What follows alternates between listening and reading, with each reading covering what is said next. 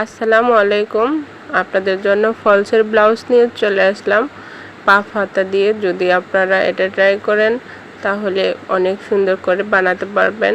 অনেক সুন্দর করে ফিতায় ফুল লাগিয়ে দিলাম। তো কি করে বানাচ্ছি সেটা দেখার জন্য পাশে থাকবেন। প্রথমে আমি কি করলাম, জর্জেট কাপড়টা এবং ফলসের যে সুতি কাপড়টা দুইটা অ্যাডজাস্ট করে নিয়েছি। তারপর শুধু জাস্ট গলার ভিতরে যে কাপড়টা ছিল ওটা কেটে নিচ্ছি। কেটে নেওয়ার পরে এখন আমি বক্রম পেস্টিং যেটা ওইটা গলার মাপে কেটে নিচ্ছি, একদম সহজ নিয়মে।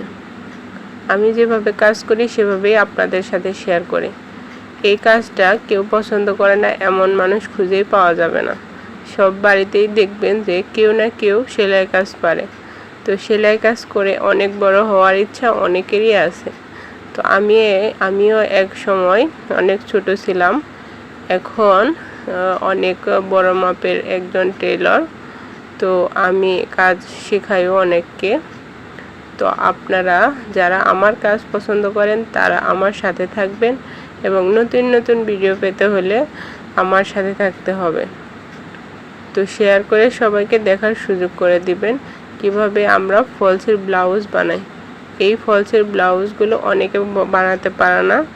তো আমার এই ভিডিওটি দেখলে আপনারাও ঘরে বসে বানাতে পারবেন, টেইলরের কাছে আর যেতে হবে না। তো আমি গলায় ফিতা দেওয়ার জন্য দুইটা ফিতা বানিয়ে নিচ্ছি। ফিতা কিভাবে উন্নত মানের করে বানাতে হয় সেটাও আপনাদের সাথে শেয়ার করলাম। এইভাবে যদি আপনারা ফিতা তৈরি করেন তাহলে ফিতা দেখতে অনেক সুন্দর লাগবে। ভালো ভালো টেইলার্সে এইভাবে ফিতা করে, আর যারা নর্মাল টেইলার তারা ফিতা উল্টায় না, এমনিতেই করে ফেলে। তো আমার ফিতা বানানোর কাজ শেষ, গলার একটা কাজ বাকি ছিল সেটাও করে নিলাম। এখন জাস্ট সামনের পাশের গলার কাপড়টা লাগাচ্ছি। তো এখন কি করব, ব্লাউজের সামনের যে শেপগুলো ওগুলো সেলাই করে নিচ্ছি। তো আপনাদের যদি ভালো লাগে তাহলে শেয়ার করে দিবেন এবং আপনারাও আপনাদের শাড়ির ব্লাউজগুলো আপনারা নিজেরাই ঘরে বসে বানানোর ট্রাই করবেন। আর যদি কোনো সমস্যা হয় তাহলে আমাকে নক করতে পারেন, আমি আপনাদেরকে সাহায্য করার চেষ্টা করব।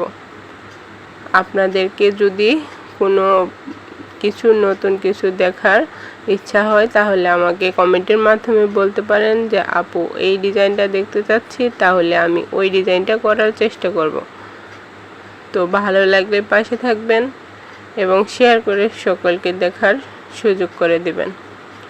সম্পূর্ণ ব্লাউজটি আপনাদের সাথে শেয়ার করার চেষ্টা করলাম। এখানে আমরা সামনের পাটের রাখা যেটাকে বলে সেটা লাগাচ্ছি। তো একদম সুতি ব্লাউজ যেরকম করে বানান সেম ভাবেই আপনারা এই ব্লাউজটা বানিয়ে ফেলতে পারবেন। জাস্ট আমরা কি করেছি, শুধু ফলসের কাপড়টা প্রথমে অ্যাড করে নিয়েছি, তারপরে যেভাবে সুতি ব্লাউজ বানান সেম প্রসেসে আপনারা এই ব্লাউজটা তৈরি করে ফেলতে পারেন। ব্লাউজটা শেষমেশ অনেক সুন্দর হয়েছে।